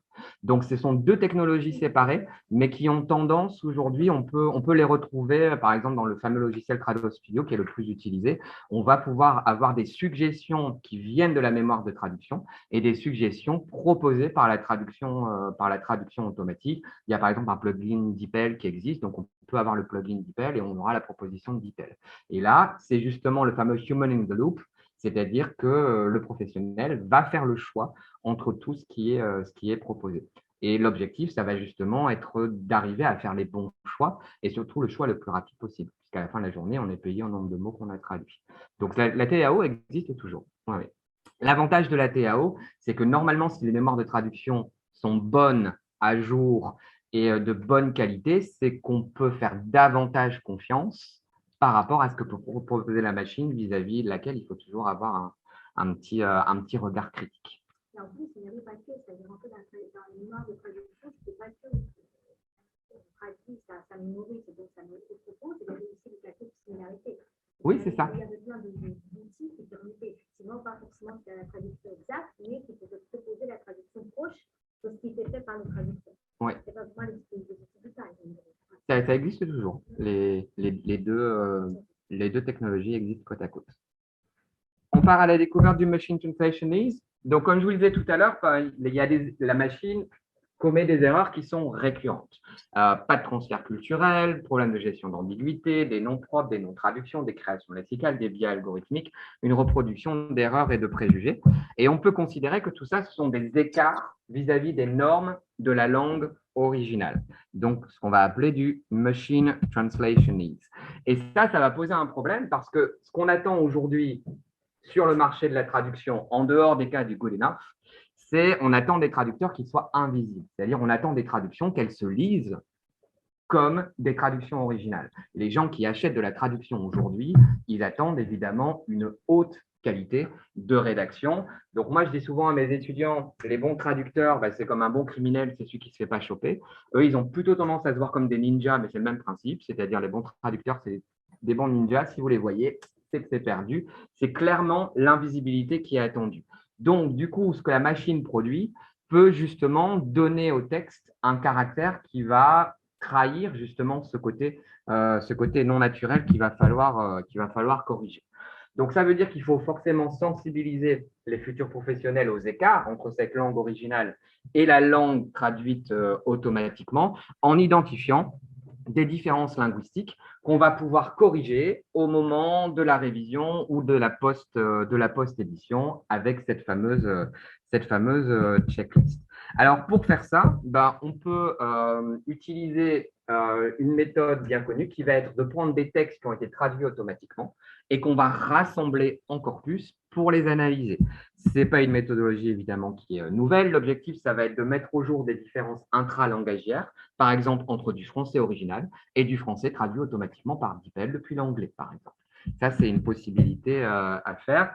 On peut faire ça s'est fait beaucoup pour les traductions humaines, par des professionnels ou par des étudiants avec des corpus d'apprenants. Mais on peut aussi faire la même chose avec de la TA brute, c'est-à-dire on prend les traductions de sortie automatique telles qu'elles sont proposées et on les analyse. Mais on peut aussi faire ça avec la traduction automatique qui a été post-éditée et voir si on a des différences avec ce que l'on trouve en langue originale. Cette méthodologie, elle n'a rien de nouveau. Hein. Elle vient de la traductologie de corpus, donc des Corpus-Based Translation Studies, qui a été initiée par Mona Baker dans les années 90, où on s'est mis à comparer des textes originaux avec des textes traduits pour la même langue. D'accord?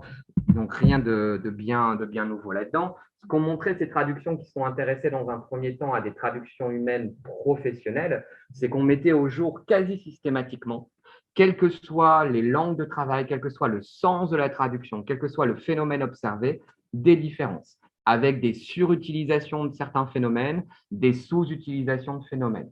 Par exemple, dans les textes traduits, on va trouver en anglais moins de contractions que dans les textes originaux. On va trouver moins d'ellipses de that que dans les textes anglais originaux, par exemple. Voilà, c'est ce genre de choses. En français traduit depuis l'anglais, on va trouver une surreprésentation des adverbements. On va trouver une surreprésentation des structures existentielles en ilia. Donc ça, c'est tout un travail qui existe depuis les années 90. Il y a eu beaucoup d'études qui ont mis au jour vraiment des différences qui sont quasi systématiques. Tout l'enjeu étant, et là, encore une fois, tout le monde n'est pas d'accord, est-ce qu'on a affaire à un phénomène de variation? C'est-à-dire que oui, la langue traduite est différente de la langue originale, mais ce n'est pas forcément un problème, tout comme le français de Lille et le français de Marseille ne sont pas le même, le français traduit et le français original ne sont pas le même, ça n'est pas un problème de qualité. Ou est-ce qu'on considère que dans la mesure où les professionnels, on leur demande de traduire des textes, de produire des textes comme s'ils avaient été écrits en langue originale, tout écart demanderait à être réduit au maximum pour essayer d'atteindre, alors le Saint Graal, hein, par définition qu'on ne peut pas atteindre, de l'homogénéisation linguistique, c'est-à-dire avoir des caractéristiques linguistiques des textes traduits qui sont similaires à ce que l'on trouve en français original. D'accord? Vous trouverez des arguments des deux côtés. Au niveau de l'évaluation des sorties de traduction automatique, il y a différentes façons de le faire. Ce qui est fait dans le monde de la traduction, c'est le recours à ce qu'on appelle des métriques. Le plus connu est Bleu, vous en avez peut-être entendu parler. En fait, ce sont des systèmes d'évaluation automatique où on va comparer une sortie de traduction automatique avec une traduction de référence et on va mesurer l'écart et donner un score. Et plus la traduction produite par l'outil de TA est proche de la traduction de référence, plus le score sera élevé. Ce qui pose déjà un problème, si parmi vous, certains font de la traduction, on peut avoir une traduction qui s'éloigne beaucoup d'une traduction de référence et qui sera en fait excellente, plus créative, mais qui va avoir un score bleu, du coup, très bas. C'est un problème. Mais ça a l'avantage d'être automatique, rapide et donc pas cher. Donc, c'est beaucoup utilisé pour tester les moteurs de théâtre. Après, on peut faire de l'évaluation humaine aussi. C'est-à-dire qu'on peut donner aux gens des traductions à classer. On leur donne des traductions, classées là, de la meilleure à la moins bonne. Et puis, on a mélangé traduction professionnelle, traduction humaine, pardon, avec traduction automatique. Et puis, on voit ce que ça donne. On peut aussi mesurer quelle est la quantité de post-édition qui est nécessaire. Plus il y a de post-édition à faire, moins la sortie de TA est de qualité. D'accord? Et donc, on voit avec un testing, par exemple, sur un moteur de TA en particulier, s'il faut faire plus de post-édition pour certains textes avec DeepL qu'avec Google Traduction, ça veut dire que Google Traduction est meilleur pour ce type de texte que DeepL. On peut aussi s'amuser à identifier et classer les erreurs. Et enfin, on peut faire, c'est ce dont je vais vous parler, une évaluation linguistique, c'est-à-dire qu'on peut analyser un ensemble de phrases ou alors, comme je vais le faire, des ensembles de textes. C'est-à-dire, on va prendre des textes traduits automatiquement et on va les rassembler en corpus pour les analyser. C'est une autre façon d'évaluer la qualité linguistique des sorties de théâtre. Donc là, je vais vous parler de différentes études menées sur différents systèmes de traduction automatique pour des traductions anglais-français. L'objectif étant de comparer du français original avec du français traduit automatiquement. Alors en tout, on va s'intéresser à 3 moteurs, mais en fait 4 de traduction automatique. DeepL et Google Translate, un peu incontournable, et eTranslation, qui est l'outil de traduction automatique de la Commission européenne, que vous connaissez peut-être, qui a été jusqu'à fin 2018 à base de statistiques et ensuite est passé à la neuronale. Ça a permis du coup de comparer un petit peu les deux. Mais l'idée est toujours la même, c'est comparer des échantillons de français original avec des échantillons de français traduits automatiquement. Alors, pour 2 types de phénomènes, des phénomènes qui sont spécifiques à la langue cible, c'est-à-dire quelle est la fréquence, par exemple, de l'em générique d'hyperonyme comme chose, par exemple. Qu'est-ce que ça donne en français original par rapport à la traduction automatique? le coordonnant et, par exemple, la préposition avec, le verbe dire, les constructions existentielles en il y a, les adverbes en non. C'est-à-dire toute une série de phénomènes pour lesquels on sait déjà qu'il y a des problèmes en traduction humaine et qu'on retrouve notamment ce genre de soucis chez nos étudiants. Donc ça, c'est la première étape. Et la deuxième étape, avec des phénomènes plus génériques, c'est-à-dire qui ne sont pas dépendants de la paire de langues. Quel est le type token ratio? Quelle est la densité lexicale? Quelles sont les catégories grammaticales les plus utilisées? Est-ce qu'on trouve plus de noms, plus de verbes, plus d'adjectifs, etc. Est-ce qu'on trouve beaucoup de mots rares, beaucoup de apax, dis ou tris legomena, c'est-à-dire des mots qui n'apparaissent dans le corpus qu'une fois, deux fois ou trois fois? Est-ce qu'on a des n-grammes qui ont tendance à revenir? Quelle est la longueur moyenne des mots, la longueur moyenne des phrases? Donc, l'idée, c'est de comparer, de voir s'il y a des différences ou pas. Et s'il y en a, où est-ce qu'elle se situe? L'idée étant toujours de se dire, mais quel est l'écart avec ce que l'on trouve en langue originale? Le corpus qui a été utilisé, donc c'est un corpus qui s'appelle le TSM Press Corpus, qui est compilé dans le cadre de la formation dont je suis responsable à Lille, en traduction spécialisée multilingue.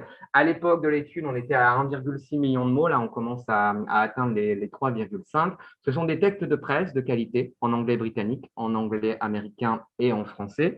L'idée a été de prendre les textes rédigés en anglais britannique, donc 490 textes pour 374 000 mots, et de le traduire en français avec les différents outils de traduction automatique. Et une fois cela fait, comparer les résultats avec ce que l'on obtient pour le français original, donc c'est-à-dire 1094 textes pour à peu près 818 000 mots. Et alors pour les phénomènes spécifiques à la langue cible, donc là c'est DeepL et eTranslation qui a été testé. Ce qu'on constate, c'est que systématiquement, on a une surreprésentation, c'est-à-dire il y a vraiment un seul cas où la différence n'est pas significative, mais sinon elle l'est toujours. Vous voyez que là, par exemple, vous avez la fréquence du mot chose. Alors évidemment, quelque chose a été enlevé. C'est le même chose au singulier et au pluriel. Ça, c'est la fréquence en français original. Là, vous avez la fréquence normalisée dans DeepL. Là, vous l'avez dans eTranslation, statistique et neuronale. Même chose pour le coordonnant et sa fréquence en français original dans DeepL, e-translation statistique, e-translation neuronale. Les adverbes dérivés en ment, même chose, la préposition avec. Et ce qu'on constate à chaque fois, c'est une surutilisation, sauf dans un cas. Oui, j'ai une question parce que le translationniste, ce n'est pas une spécificité de la traduction automatique. Non. Donc, on a ça dans la traduction humaine aussi. Exactement. Donc, en quoi elle est plus prégnante dans la traduction automatique? Je n'ai pas dit qu'elle était forcément plus prégnante. L'idée, c'est d'identifier là où la traduction automatique va proposer des choses qui seront en décalage avec les normes attendues, ce qui, au final, peut donner des indications sur, lors de la phase de post-édition, qu'est-ce que je vérifie? C'est ça l'idée. Mais on est d'accord, et c'est le débat dont je vous parlais tout à l'heure. Effectivement, on met au jour des différences aussi pour les traductions humaines. Et là, vous avez un peu deux camps qui s'affrontent, des gens qui vous disent ce n'est pas du tout un problème, et d'autres qui vous disent si, à partir du moment où on n'a pas une homogénéisation linguistique, c'est que la traduction peut être améliorée. Mais on est d'accord, la traduction automatique, ce n'est pas spécifique. Mais là, l'idée, c'est vraiment de mettre au jour des choses pour en faire à la fin une checklist, une liste de contrôle qu'on va pouvoir utiliser au moment de la post-édition. C'est ça l'idée. Autre exemple, les structures existentielles, c'est le même principe. La fréquence en français original, vous voyez que produit par DeepL, on a une forte surreprésentation. On l'a aussi chez eTranslation. Et sur le verbe de dire, alors là, on a une explosion du côté de DeepL par rapport à ce qu'on attend en français original. D'accord? Donc ça, c'est ce que ça donne pour les phénomènes spécifiques à la langue cible. Là, vous avez un graphique qui résume les différents graphiques que je vous ai donnés et qui montre bien que ce qui est produit par la traduction automatique est en décalage avec ce qu'on attend dans la langue originale. Voilà, avec une seule vraiment exception, ce qui nous permet de conclure que le machine translation est une réalité, que l'usage n'est pas pris en compte. Alors, tout de suite, le réflexe qu'on peut avoir, évidemment, c'est de se dire, mais ça, c'est dû à l'influence de l'anglais sur le français. C'est une explication qui paraît à peu près évidente. Si j'ai beaucoup plus d'occurrences du verbe de dire en français traduit automatiquement depuis l'anglais, c'est parce que déjà, à la base, say est plus utilisé en anglais qu'en français. Même chose pour les adverbes only. On sait qu'ils sont plus fréquents en anglais original qu'en français original. Donc, on peut penser à du calque. Alors, la réponse est oui, probablement, mais ça n'explique pas tous les résultats. C'est-à-dire que là, je vous ai ajouté une petite barre rouge. Et la petite barre rouge, c'est la fréquence justement de l'équivalent en anglais original. Donc, c'est-à-dire si on prend l'exemple de chose, par exemple, on voit que la fréquence de thing est ici et que donc il y a pas un calque systématique en fait de thing traduit par chose. Sinon, on serait ici. Donc, il y a un certain nombre de cas où thing n'est pas traduit par chose. Donc, ça explique en partie les résultats, mais ça n'explique pas tous les résultats. C'est particulièrement flagrant dans le cas du verbe dire. Hein. Le verbe say est extrêmement fréquent en anglais. Vous voyez que dans la traduction automatique, même si on a une surreprésentation, on a quand même on n'a pas une traduction littérale qui serait systématique. Sinon, on serait là. À chaque fois, c'était mot à mot. C'est-à-dire chose est traduit forcément par thing, pas par stuff ou chose, et dire, c'est forcément say et pas go. Ou... Non, là, c'est juste la fréquence. Hein. C'est-à-dire, le corpus n'a pas été aligné pour vérifier chaque occurrence. Le mot thing. Pour thing. D'accord. Pour thing en anglais, donc thing et things, hein, singulier pluriel, le lemme, et chose pour le français. Il n'y a pas un décalage lié aux polysémies différentes, peut-être, dans les deux langues? C'est-à-dire c'est-à-dire que pour chose, tu as traduit par thing, ouais. Mais chose en français peut vouloir dire plein de choses qui ne sont pas forcément traduites par thing. On est d'accord. L'idée, c'est de montrer que la traduction automatique, elle a tendance à avoir une surreprésentation des hyperonymes. Okay. Un hyperonyme comme chose, qu'on retrouve aussi avec un hyperonyme comme dire, là où en français, on attend des verbes plus précis. L'idée est toujours la même, hein, c'est vraiment identifier les spécificités des sorties de TA pour qu'au moment de la post-édition, on sache ce qu'il faut contrôler. Dernière chose qui a été mise au jour par l'étude, c'est là où je me suis rendu compte que les adverbes only ne sont pas toujours traduits. C'est-à-dire que dans 3,5% des cas, avec DeepL, l'adverbe est tout simplement, il disparaît de la phrase. Et eTranslation, l'outil de la Commission européenne, on en est à 10% des cas. Or, vous ne traduisez pas un adverbe, ça peut changer le sens de la phrase. Donc ça veut dire qu'en termes de post-édition, ça doit être en haut sur la checklist, vérifier que les adverbes ont bien été traduits. Personnellement, c'est une chose à laquelle je ne m'attendais pas du tout, vraiment. Et ce n'est pas forcément des adverbes rares qui ne sont pas traduits, parce qu'on sait que la traduction automatique, quand elle tombe sur un mot rare, elle va avoir tendance à l'évacuer puisqu'elle met l'accent sur la fluidité de la langue cible, elle va évacuer le mot pour produire une belle phrase. Il y a parfois des adverbes parfaitement simples et courants qui se terminent en « li » qui ne sont pas traduits par la traduction automatique. Voilà. Je n'ai pas l'explication à vous donner. Ça, il faudrait poser la question à quelqu'un d'autre. Mais voilà, 3,5%, ce n'est pas rien. Et 10% pour l'outil de traduction automatique de la Commission européenne, c'est loin d'être rien. Donc, ça fait partie des points de vigilance au moment de la post-édition, cette absence de traduction des adverbes. Du côté des phénomènes maintenant non spécifiques à la langue française, donc ça c'est un projet qu'on avait fait en collaboration avec mes collègues de Gand. On s'est intéressé à différents phénomènes linguistiques, 22 en tout, 22 mesures. Comme je vous disais, la longueur moyenne des mots, la longueur moyenne des phrases, la densité lexicale, la variété lexicale, la présence de mots rares, la fréquence des différents types des différentes classes de mots, voilà, ce genre de choses.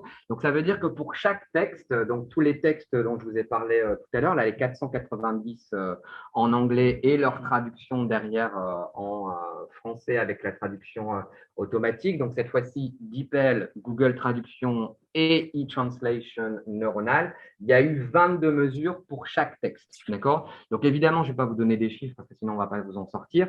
L'idée, c'est d'avoir un résumé visuel. J'imagine que vous avez déjà vu ce genre de graphique qui, à première vue, peut paraître un peu indigeste, mais donne déjà une information intéressante. C'est-à-dire que les triangles rouges, c'est le français original. Les croix vertes, c'est DeepL. Les croix bleues, donc c'est eTranslation neuronal. Les losanges bleus, c'est eTranslation statistique. Et les triangles mauves, c'est Google Translate.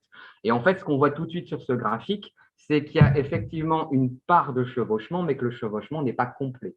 Donc, ça veut dire qu'il y a bien des différences. Vous voyez notamment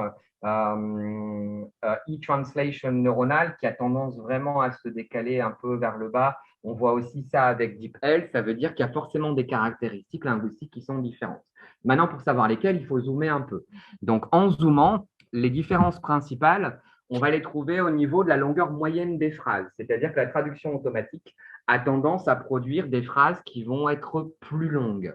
Et ce n'est pas l'influence de l'anglais, parce que là, vous avez donc les textes sources en anglais, là, vous avez le français original, et au milieu, vous avez DeepL, eTranslation et Google Translate.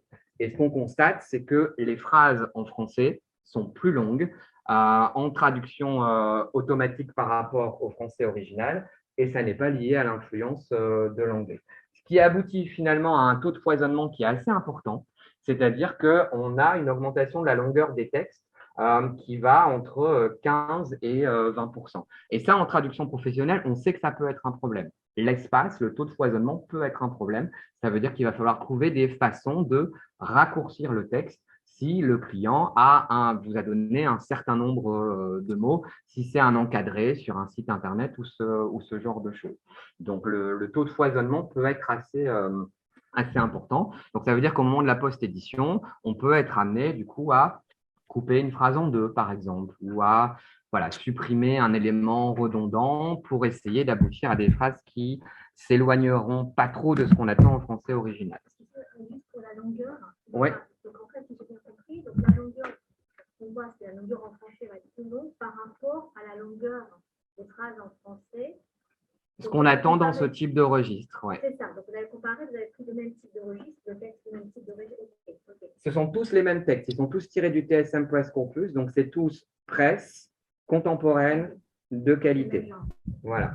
Et on voit que donc, ces textes-ci, les textes sources anglais qui ont une longueur ici de phrase qui est là, quand elles sont traduites en français, leur longueur augmente. Ça, c'est un taux de foisonnement classique. On sait quand on passe de l'anglais au français. Le problème, c'est qu'on a un décalage avec ce qui est attendu en français original, donc possiblement un problème de qualité avec des phrases qui pourraient paraître trop longues au lecteur.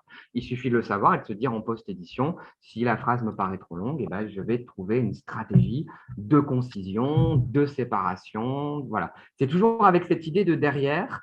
En post-édition, je fais quoi? Je surveille quoi? Je regarde quoi? Moi, c'est ça qui m'intéresse, en fait, en tant que formateur en traduction professionnelle. Ce que tu peux ajouter dans les critères, donc, je pense que ça m'intéresse une mesure de lisibilité. De lisibilité. Oui. Ouais, parce qu'en fait, d'ailleurs, en Belgique, il y en a un qui est central qui travaille beaucoup dessus. Donc, en fait, c'est intéressant. Donc, voilà, c'est évaluer la lisibilité d'une phrase. C'est effectivement. D'ailleurs, la longueur de la phrase, ça fait partie de cette mesure. Il y a aussi la complexité, les mesures de complexité syntaxique, etc. Donc, comme je dis que vous avez dit lexical density, donc c'est intéressant d'ajouter d'autres mesures comme ça. Ça pourrait donner d'autres types d'observations intéressantes. On est d'accord. Ça n'a pas été fait encore. Donc, longueur moyenne des phrases, ça, c'est une différence. Et ensuite, toute la question, effectivement, des n-grammes, c'est-à-dire on se rend compte de quoi? On se rend compte, mais ça, on le savait un peu déjà, que la traduction automatique a tendance à beaucoup recycler, à utiliser les mêmes groupes de mots. C'est-à-dire on trouve les mêmes associations de mots, les expressions courantes. Donc, on a une langue finalement qui joue un petit peu la sécurité. Ce n'est pas forcément un problème pour du good enough, mais pour de la traduction de haute qualité, on n'a pas de créativité. Là où les gens qui achètent de la traduction, qui ne se contentent pas de la traduction automatique, ils ont des envies de créativité, ils ont des besoins de créativité. C'est ça le critère de qualité. Sur la traduction donc, on retrouve aussi cette spécificité. Donc, ça veut dire qu'il faut peut-être penser à introduire des expressions idiomatiques, ce qu'on appelle des items uniques, voilà, ce genre de choses pour venir enrichir un petit peu la langue. D'où le titre que j'avais choisi, une langue automatique, point d'interrogation. Au niveau de la diversité lexicale, voilà ce qu'on constate, c'est-à-dire qu'on a une perte de diversité lexicale. Là, vous avez la diversité lexicale des textes sources en anglais, la diversité lexicale attendue en français original et ce que produit la traduction automatique. Donc, on a une perte de diversité. Ça se voit au niveau des apax legomena et des dyslegomena, qui sont les mots rares, ont tendance à être moins fréquents dans les textes traduits automatiquement. Et cela malgré un phénomène dont je vous ai parlé tout à l'heure, qui est un phénomène de création. avec la création, on a retrouvé dans notre corpus des mots qui n'existent pas en français, des mots comme cavalage, vampiriquement. Alors parfois, on arrive à récupérer, à décoder. Vortir, par exemple, on n'arrive pas à décoder, on n'a pas du tout compris d'où ça venait. Tonamment, ça c'est un très bon exemple pour comprendre comment fonctionne la traduction automatique. Tonamment, ça a été proposé par la machine comme traduction de thunderingly. Thunder, le tonnerre, tonnant, tonnamment, qui aboutit à un adverbe qui n'existe pas. Et malgré ces créations qui sont pas rares, tout à l'heure l'étude dont je vous ai parlé, le néerlandais, montrait qu'on pouvait avoir jusqu'à 15% des mots qui en fait n'existent pas. D'accord? À partir du moment, notamment si vous avez des mots en langue de spécialité, si le mot n'est pas présent dans le corpus, la machine va essayer de décomposer au niveau du sous-mot et va proposer quelque chose. Parfois ça marche, parfois ça ne marche pas. Et donc, malgré cette créativité lexicale qui pourrait faire augmenter en fait le nombre de apax legomena, parce que des tonaments, on en a un dans le corpus. Des cavalages, même chose, on en a un seul. Malgré ça, on a une proportion de apax et de dis legomena qui est inférieure. Donc, encore une fois, qui va dans le sens d'une langue qui est moins créative, qui est plus figée, et donc qui ne correspond pas à ce qu'on pourra attendre sur le marché d'un professionnel. Au niveau des catégories lexicales, on constate une surutilisation des formes verbales en traduction automatique. Et là, on est raccord avec les textes sources anglais, donc on peut imaginer que c'est un transfert direct. On a moins de nominalisation par rapport à ce qu'on attend. Mais par contre, quand vous regardez du côté des nominalisations, on a quelque chose d'un peu étrange, c'est qu'on a aussi une surreprésentation. Et en fait, nous, la façon dont on l'explique, c'est ici, et c'est le phénomène dont je vous parlais tout à l'heure, c'est que la traduction automatique a parfois tendance à vouloir traduire les noms propres. L'exemple tout à l'heure là de England par Angleterre. Donc du coup, on a une surtraduction des noms propres. Vous voyez qu'entre les textes sources et les textes cibles, on a une baisse de noms propres, très, très clairement. Donc ça peut expliquer cette surreprésentation ici. Il n'empêche qu'on a une surreprésentation des formes verbales. Donc si je reviens toujours à mon idée de checklist, c'est ce que je dis toujours à mes étudiants au moment de la post-édition, pensez à la nominalisation quand j'étais jeune, durant ma jeunesse. Voilà, ce genre de choses. D'accord? C'est un peu l'idée. C'est intéressant parce que l'idée des noms propres, on voit que 90% des noms propres, on n'a pas à les traduire. Et surtout dans les corpus de presse, par contre, au corpus en littérature, comme on voit Seigneur des Anneaux, Bilbon Saquet pour Bilbo Baggins, et qu'à chaque nouvelle édition, on va avoir une nouvelle traduction des noms. Et dans ces cas-là, on voit bien aussi la décision au niveau du genre.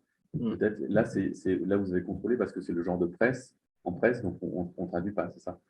Et que si tu passais un corpus de… Mais c'est juste que parfois, il traduit tout simplement, le nom propre de l'étudiant s'appelait Jackson England, c'est traduit par Jackson Angleterre. Tu vois, on tombe sur des cas comme ça. La machine traduit. Mais pas Jacques Fils, parce que tu disais qu'il y a aussi Jackson. Ouais, non, pas Jackson, par contre. Tu disais que ça, c'est un héritage de Bert où on va travailler au niveau de… Non, Jackson, moi, je n'ai pas repéré ce genre de choses. Mais à partir du moment où un nom propre est aussi un nom commun, il est possible que le moteur de traduction automatique fournisse une traduction. Voilà. Avec des cas totalement flagrants qu'on repère facilement et des cas où il faut réfléchir. Par exemple, Black Friday, est-ce que c'est le vendredi noir en français ou est-ce que c'est le Black Friday? Où là, OK, il peut y avoir une réflexion. Mais il y a des cas comme England, traduit par Angleterre, alors que c'est un nom propre. Et là, on voit clairement que le nombre de noms propres, c'est très étrange, diminue fortement entre les textes sources anglais et les traductions automatiques en français. Donc, ça veut dire qu'il y a eu traduction de noms propres par des noms communs. Donc, si je reviens toujours à mon idée de checklist, et du coup, ça fait partie de la checklist des choses à contrôler. Donc, l'objectif, c'était quoi? C'était de montrer que le français traduit automatiquement ne correspond pas au français original et que ça peut être un problème de qualité. C'est-à-dire si on a des phrases trop longues, si on a une surreprésentation de certains phénomènes, si on n'a pas suffisamment de créativité, la langue proposée par les sorties de TA ne suffit pas et demande une post-édition. C'est ça l'idée, c'est des informations pour avoir une MTPE complète, pour amener cette langue-là à une qualité de langue qui va satisfaire le client. Et ça, pour moi, c'est un lien direct justement avec le concept de empty literacy. Si on s'estime utilisateur aguerri des moteurs de traduction automatique, on doit avoir conscience du fait que la langue traduite automatiquement montre un certain nombre de caractéristiques qui sont en décalage avec ce qu'on attend en langue originale, des choses qui seront à corriger si on veut atteindre une qualité de langue professionnelle. C'est ça l'objectif. Un autre exemple, la variation de l'ordre des mots. C'est-à-dire l'ordre des mots en français peut être sujet, verbe, objet. La traduction automatique est un défi pour les étudiants, mais je peux tout à fait dire la même chose avec d'autres constructions. Une extraposition ici, il est évident que la traduction automatique est un défi pour les étudiants. Une proposition clivée, je peux avoir une phrase avec une inversion, comme l'ont montré plusieurs études. Je peux avoir une pseudo-clivée avec ou sans dislocation, et je peux aussi avoir de la dislocation à droite et à gauche. D'accord? J'ai toutes ces possibilités-là. Et ce qu'on peut s'amuser à faire, c'est de comparer ces structures en français original, en français traduit par des étudiants et en français traduit automatiquement. Pourquoi les étudiants? Ça a été mon point de départ toujours. C'est-à-dire, mon observation de départ, c'est que j'ai repéré que les étudiants avaient tendance à calquer l'ordre des mots de la langue anglaise en langue française. Et que donc, dans leur traduction en français, on ne trouvait pas suffisamment, à mon goût, pour un français naturel et bien créatif, on ne trouvait pas suffisamment de clivés, de pseudo-clivés, d'inversion. Donc, j'avais mené une première étude sur des textes courts par des étudiants qui arrivaient en master, qui montraient qu'effectivement, c'était le cas. Et je me suis intéressé par la suite à des traductions plus longues par des étudiants qui sont vraiment en fin de parcours pour voir ce que ça donnait. L'idée était de comparer leur production, donc le corpus d'apprenants, avec du français original, mais au passage, puisque la traduction automatique est partout et qu'il faut bien qu'on en parle, comparer avec ce que produit la traduction automatique. Donc, c'est ce dont je vais vous parler maintenant en fin de présentation. Donc, au niveau du corpus, l'idée, ça a été de prendre donc, un corpus d'apprenants à peu près 110 000 mots en anglais à traduire en français. Donc ça a été traduit par les étudiants de M2 du master traduction spécialisé multilingue, véritablement en fin de parcours, un projet de traduction individuelle, comparé avec le corpus de français original et comparé avec un corpus de français traduit automatiquement depuis l'anglais avec DeepL. Et qu'est-ce que ça donne? Eh bien, ça donne ceci. On voit par exemple qu'on va commencer par les clivés. Donc ça, c'est la fréquence normalisée attendue en langue originale. On voit que chez les étudiants, on a de la clivée, mais un petit peu moins que ce qu'on attendrait. Et on voit que la traduction automatique, on en a encore moins. Donc ça, c'est aussi un indice sur déjà les étudiants, si vous pouvez cliver un petit peu plus. Et encore, on n'est pas très très loin, mais surtout la traduction automatique a tendance à ne pas utiliser autant de clivés que ce qu'on pourrait attendre. Or, la clivée, c'est ce qui va donner du rythme à un texte, qui va donner le sentiment que le texte est bien écrit. Même chose au niveau des inversions. Vous voyez que des étudiants en fin de parcours vont avoir un taux d'inversion dans leur texte qu'ils introduisent eux-mêmes, parce qu'il n'y en a pas beaucoup dans les textes sources, qui va se rapprocher de ce qu'on attend en langue originale. Très bien. Ce n'est pas le cas de la traduction automatique. D'accord? Donc ça veut dire au moment de la post-édition, pensez à introduire de l'inversion. Comme différentes études l'ont montré, comme l'ont montré différentes études. Ça va donner un petit caractère naturel. Alors, il peut y avoir des surprises, comme la surutilisation de la pseudo-clivée en traduction automatique. Voilà. Là, je n'ai pas d'explication particulière à vous donner. Du côté de dislocation, il n'y a pas grand-chose à en dire. Par contre, moi, il y a un résultat qui m'a interpellé, qui est cette barre bleue qui monte chez les étudiants de l'extraposition. Elle montait encore plus chez les… Donc là, on est sur des étudiants en fin de parcours. Les étudiants en début de parcours, la barre bleue, elle était là. D'accord? Et ça a été une surprise pour moi. Je me suis dit déjà, premièrement, je me suis trompé dans les calculs. J'ai repris, c'était bien le cas. Je me suis dit, mais qu'est-ce qui se passe? Je ne m'étais jamais rendu compte qu'il y avait une forte utilisation de l'extraposition dans les traductions de mes étudiants. Donc, du coup, j'ai regardé de plus près. Et les exemples qui donnent lieu à de l'extraposition, c'est des exemples de ce type-là. Et en fait, une fois qu'on les regarde, on comprend ce qui se passe. Donc, petite devinette, à votre avis, que se passe-t-il? Qu'est-ce qui déclenche l'extraposition chez les étudiants?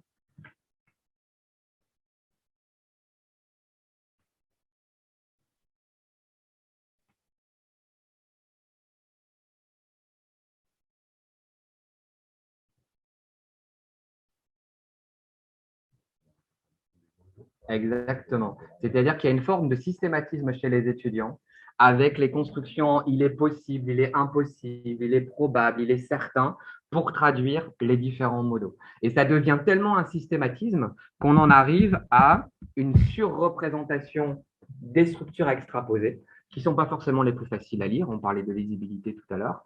Là, on a déjà une surutilisation chez les étudiants en fin de parcours Chez les étudiants qui arrivent en première année, lorsque j'ai fait l'étude, je vous dis la barre bleue, elle était là-haut. C'est-à-dire qu'il y a un systématisme chez eux. C'est-à-dire que c'est quelque chose qu'on retrouve dans beaucoup de manuels de traduction, hein. Éviter de traduire may, must par pouvoir, devoir, etc. Pensez à des structures impersonnelles du type il est certain, il est possible, il est probable. Les étudiants ont bien retenu la leçon, mais l'ont un petit peu trop systématisé. Donc, là encore, c'est un outil de sensibilisation. Ça permet de dire aux étudiants, voilà, il y a d'autres solutions. Certes, devoir, falloir et pouvoir, pas forcément. Il y a les structures impersonnelles, mais il y a aussi d'autres possibilités, comme l'utilisation d'un adverbe, tout simplement. Une autre possibilité. Voilà l'idée. J'en arrive à mes conclusions. Donc, ce dont je voulais parler aujourd'hui, c'était donc voilà, cette idée que avoir conscience que le machine translationism existe, c'est-à-dire que ce que produisent les sorties de traduction automatique, ça n'est pas de la langue originale, c'est une langue particulière qui va jouer la sécurité, qui va être moins créative, qui pourra aussi contenir certaines erreurs dont on a parlé tout à l'heure, et que cette conscience-là fait partie d'une bonne empty literacy. Qu'on s'en sert professionnellement pour travailler dans le milieu de la traduction, c'est une évidence. Là, on va aller jusqu'au bout. Mais aussi pour d'autres métiers où on doit comprendre certaines erreurs qui sont faites. Donc, pour moi, c'est un bon outil de sensibilisation pour les étudiants, mais aussi pour les professionnels, sur les différences linguistiques qu'on va pouvoir corriger au moment de la post-édition de traduction automatique, mais aussi au moment de la révision. Une petite remarque, le post-editing semble aussi être une réalité. C'est-à-dire, il y a des études qui se sont intéressées, comme l'étude de Yoki Dams et de ses collègues, par exemple, ou de Antonio Toral, qui montrent qu'une fois post-édité, on a encore des écarts par rapport à une traduction qui aurait été faite directement sans passer la traduction automatique. Donc, il y a encore une influence, malgré tout, de la traduction automatique qui est là. Mais l'idée, c'est vraiment de développer, que ce soit alors, chez les professionnels, mais surtout chez les étudiants. J'aime beaucoup cette expression de scepticisme sain, c'est-à-dire que oui, la traduction automatique, on regarde ce qu'elle fait, mais on garde un certain regard critique. Et moi, ce que je dis à mes étudiants, c'est surtout de ne pas utiliser des outils de traduction automatique comme des calculatrices. Les calculatrices, jamais personne ne vérifie le résultat derrière. Vous avez beau faire un calcul hyper compliqué, vous savez que la machine, elle ne va pas se tromper. Mais vos traducteurs automatiques, en fait, c'est plus des GPS. C'est-à-dire que globalement, ça va, mais on sait que des fois, on a des histoires de gens qui ont terminé dans le lac parce qu'ils ont suivi le GPS. Et on a tous des cas où le GPS nous a fait tourner en rond, on nous a identifiés dans la mauvaise rue parce qu'on était dans des petites rues étroites à Avignon ou ce genre de choses. Et donc, on sait que parfois le GPS se trompe et parfois on se dit non, mais là, il est en train de me dire n'importe quoi. Je vais vérifier et je vais me fier à mon instinct. Donc, moi, c'est ce que je dis toujours à mes étudiants. Le traducteur automatique, c'est plutôt comme un GPS. Donc, on garde une certaine distance. C'est un outil merveilleux, c'est un outil génial. Moi, vous m'enlevez mon GPS, je vais nulle part, hein, c'est clair. Mais par contre, ce n'est pas une calculatrice. Donc, le résultat, déjà, la traduction unique n'existe pas, donc ça ne peut pas être un résultat unique, mais ça peut être très bien, comme ça peut être quelque chose qu'il va falloir totalement corriger. Quelques petites restrictions à ce que je viens de dire. J'ai beaucoup insisté aujourd'hui sur les limites de la traduction automatique qui correspond à une utilisation de la traduction automatique dans le cadre de l'enseignement comme bad model, mais c'est important et on le fait aussi avec nos étudiants d'insister sur le fait que la traduction automatique, c'est aussi un good model, c'est-à-dire on peut s'inspirer. Moi, ça m'arrive très régulièrement, je fais ma traduction et puis je compare avec la traduction automatique et je vois un truc auquel je n'ai pas pensé que je trouve très bien. Je vais dire, bah oui, très bien. Donc attention, c'est-à-dire je ne veux pas faire passer le message que j'insiste vraiment sur le fait que la traduction automatique, voilà, non, c'est juste qu'elle fournit de très bons résultats, mais qui ne sont pas parfaits. Donc, pour une utilisation raisonnée et professionnelle, il faut faire ce chemin. Mais la traduction automatique est aussi un good model parce que si on compare avec les performances de nos étudiants, et c'est là où je vais vous parler de la petite battle, j'ai fait une petite blague à mes collègues alors que vous trouverez de bon goût ou de mauvais goût, vous me direz, ça dépend. Au mois de janvier, lors de examen donc de L3 sur table, donc les étudiants traduisent une partie du texte et corrigent, traduction automatique. Et en fait, pour la partie traduction, j'ai inventé un étudiant fictif et j'ai recopié texto la traduction de DeepL pour la traduction de l'anglais vers le français et du français vers l'anglais. Et j'ai glissé la copie au milieu du paquet et les copies ont été ventilées et revues. Tiens, on a un étudiant qui n'est pas dans les listes. Bah oui, c'est moi et c'était DeepL. Donc, j'avais évidemment pas prévenu mes collègues, sinon ça marchait pas. Je vous rassure, ils m'en veulent pas. Après, voilà, j'ai eu des réactions mitigées de la part d'autres collègues qui m'ont dit ah moi j'aurais pas aimé qu'on me fasse un truc comme ça. L'idée, c'était justement de pouvoir avoir un résultat plutôt tangible. Et alors, qu'est-ce que ça vous donne? Là, ce sont les résultats de nos étudiants. Alors, la traduction anglais-français est sur 15, hein, puisqu'il y a 5 points sur la traduction automatique. Vous voyez que nos notes vont de 2 à 13 à peu près. Pour la traduction du français vers l'anglais, ça va de 0 à 18,5. À votre avis, où se trouve DeepL? DeepL est ici. Et là où c'est un peu étonnant, c'est que pour la traduction vers le français, DeepL est clairement tout en haut. Pour la traduction du français vers l'anglais, on a quand même quelques étudiants qui font mieux que DeepL. Et ça, c'était un peu surprenant quand même. C'est-à-dire, on se serait peut-être attendu à l'inverse, mais ce n'est pas le cas. C'est pas le cas. C'est-à-dire, pour le coup, voilà, on a quelques étudiants qui ont produit quelque chose de meilleur que DeepL parce que… Comment? Ah ben maintenant, mes collègues, ils sont prévenus, je ne peux plus. À d'autres de le faire. À d'autres de le Ça ne faire. change rien en fait. Tu peux leur dire, dans le cadre de l'expérimentation, on va se glisser dans nos paquets de copies une copie. Ouais, mais ils vont être vigilants. Là, l'avantage, c'est qu'il y avait zéro vigilance. Parce que, évidemment, cette copie-là, en fait, mon collègue s'était interrogé sur, bah, dis donc, il est bon cet étudiant. Et donc, du coup, après, quand il avait décacheté et qu'il avait vu le nom, il s'est dit, ah, c'est bizarre, je ne le connais pas. Bah oui, forcément, c'était un nom inventé. Mais donc, du coup, non, je ne peux plus le faire, ce serait biaisé. Mais d'autres, n'hésitez pas, c'est un exercice intéressant. C'est-à-dire, nous, ça nous a permis, c'est-à-dire ça, nous, c'est intéressant à montrer aux étudiants déjà. Et puis, voilà, on a confirmation que clairement, entre eux, mais alors le combat, il n'était pas égal, hein. C'est-à-dire que nos étudiants avaient zéro outil. Ils n'avaient même pas un dictionnaire. Nous, notre étape suivante, on voulait le faire là au printemps, mais comme on a été un peu bousculé par les grèves, on va le faire l'année prochaine. On veut refaire ce genre de battle, mais cette fois-ci, on va donner à nos étudiants tous les outils, sauf la traduction automatique, pour voir comment ils s'en sortent. Parce qu'on est persuadé que dans certains cas, je reviens toujours sur mon exemple sur dicter le mandarin, moi j'ai du mal à imaginer des étudiants qui disent je dicte du mandarin dans mon téléphone. Spontanément, ils vont me dire je dicte un truc dans mon téléphone, je dicte un truc en chinois, je dicte un truc en mandarin, mais dicter le mandarin, enfin vraiment, nous, ça a été l'exemple où on s'est dit mais comment ils ont pu laisser passer ça? Et justement, on aimerait montrer avec ce genre d'expérience que parfois nos étudiants sont meilleurs que la traduction automatique. Mais il est important qu'ils en prennent conscience. Mais ce qui est clair, c'est que dans une bataille totalement inégale où nos étudiants ont zéro outil à part leur cerveau et la traduction automatique, ils sont perdants. D'accord? Sauf les quelques gagnants ici, vous voyez pourquoi ils ont une note élevée, hein, c'est que voilà, c'était bien mieux. Je vais dire un truc pas politiquement correct, mais moi je m'interrogerais sur les correcteurs. Pour la note, parce que c'est vraiment très. Parce que tes correcteurs, ils sont quand même le plusieurs natifs du français. C'est-à-dire, pour le français, ils mettent 20 à DeepL et pour l'anglais, ils ne le mettent pas. Ils n'ont pas mis 20 à DeepL, hein, Enfin, c'est-à-dire la note, elle est de 13 sur 15. Ouais. Mais ouais, est-ce que ça veut dire aussi que DeepL a utilisé des constructions que peut-être tes correcteurs n'utilisent pas, n'auraient pas utilisées et que, ouais, il y a des tas de raisons pour lesquelles la note n'est pas… Peut-être. Mais ce qui est sûr, c'est que corriger de la même façon, bah voilà ce que donne la traduction automatique par rapport à nos étudiants. C'est-à-dire clairement, on n'est pas au milieu, hein, on est plutôt vers le haut. Donc, ça veut dire que voilà, l'utiliser comme good model, ça fait sens à partir du moment où on est capable de repérer les erreurs et de les corriger.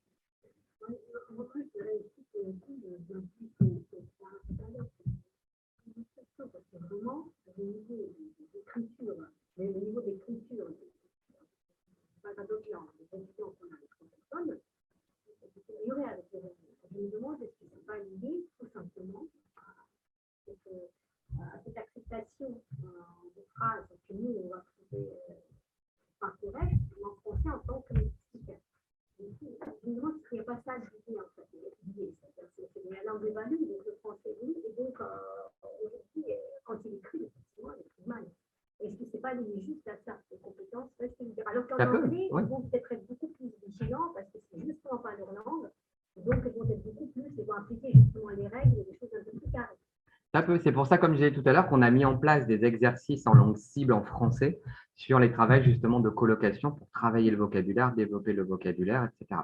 Mais malgré tout, voilà, ce travail avait été fait ce semestre-là et on voit que DeepL a remporté la bataille, mais attention, encore une fois, bataille inégale. Les étudiants n'avaient vraiment aucun outil à part leur crayon et leur papier et leur cerveau. Une deuxième restriction, au moment où je préparais cette présentation et une autre qui parle de machine translation, je suis tombé sur un article de Jiménez Crespo qui avait communiqué au colloque il y a quelques semaines de la European Association for Machine Translation, qui disait justement qu'il fallait arrêter de parler de machine translationists et de post-editing, parce que ça avait une connotation trop négative, qu'il fallait plutôt parler de la langue de la traduction automatique ou de la langue de la post-édition. Je ne suis pas tout à fait certain d'être d'accord avec lui parce que moi, j'aime cette idée de dire que si c'est du machine translation, justement, il faut le corriger. J'ai plutôt tendance à être ça, mais bon, voilà, ça fait partie des restrictions qu'on peut émettre par rapport à mon travail. Et une dernière remarque pour la route, c'est que pour moi, les enjeux, les questions sont très semblables avec ce qui peut se poser sur les large language models et les outils comme ChatGPT. Et donc, du coup, est-ce qu'on peut parler de ChatGPTs? Alors, je n'ai pas encore mené d'études sur le sujet, mais je me suis amusé à faire quelques petits tests un peu comme tout le monde. Et sur l'histoire tout à l'heure là, des directeurs, puisqu'on dit que ChatGPT prend beaucoup en compte le contexte, ben, je vais donner la même phrase avec directors et puis encore la Sharon, Nina et Bérangère. Et là, je suis bien tombé sur directrice. Alors que si je lui donne que la première phrase sans la suite du contexte, ben là, je retombe sur directeur. Donc, on peut se dire c'est bien, mais sauf que je me suis dit, tiens, je vais essayer, je vais changer de prompt, puisqu'il paraît que les prompts, ça a une grande influence. Et au lieu de dire can you translate in French, je vais translate the following into French. Et là, bam, retour à la case départ, on est sur du directeur. Voilà. Et effectué à quelques secondes d'écart. Donc, c'est un exemple anecdotique. Hein. Je ne vous dis pas que j'ai testé ChatGPT. Voilà, j'ai juste testé cet exemple, puisqu'on dit toujours que ChatGPT prend en compte le contexte. J'ai voulu tester, voir ce que ça donnait. Oui. Le ChatGPT 3, celui qui est gratuit. Oui, ça a été fait 19 juin.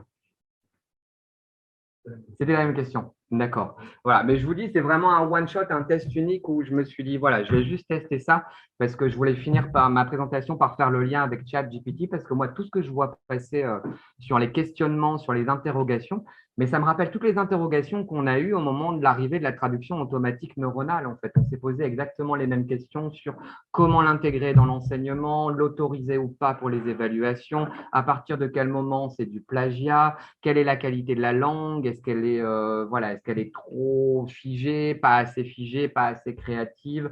Le débat me semble être le même. Il y a des questionnements qui sont très similaires des deux côtés.